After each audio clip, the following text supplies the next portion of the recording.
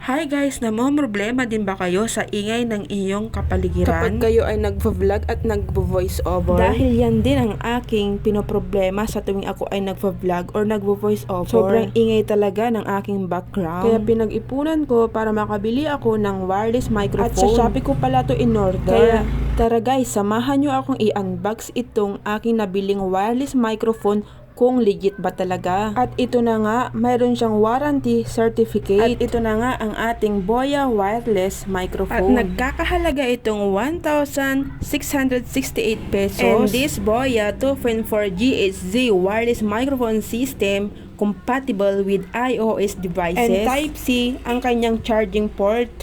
At ito naman ay tumatagal hanggang 10 oras ang kanyang baterya. At mayroon po itong reduction noise. Excited na ba kayo yung gamitin ko to guys? Ako din, excited na. Ipapakita ko sa inyo kung ano ang pagkakaiba kapag gamit na natin itong Boya wireless microphone. Let's go!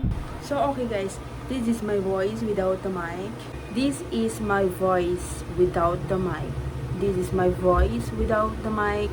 This is my voice without the mic. So ngayon naman, ito-try natin gamitin yung aking wireless microphone. Okay.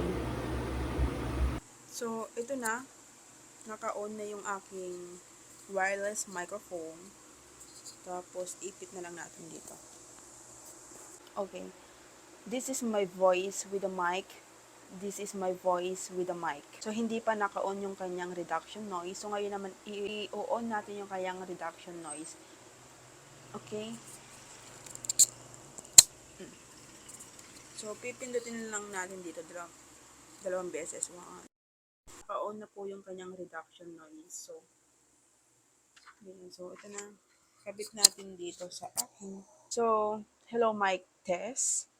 This is my voice with the mic and with the reduction noise on. So, ngayon naman, subukan nating hawakan. Oops. This is my voice with a mic. This is my voice with a mic. This is my voice with a mic. So, what is the difference guys? Kayo na magsasabi kung ano yung kanyang pagkakaiba gamit ng Boya wireless microphone and without Boya wireless microphone. Okay? Okay, yun lang. Bye!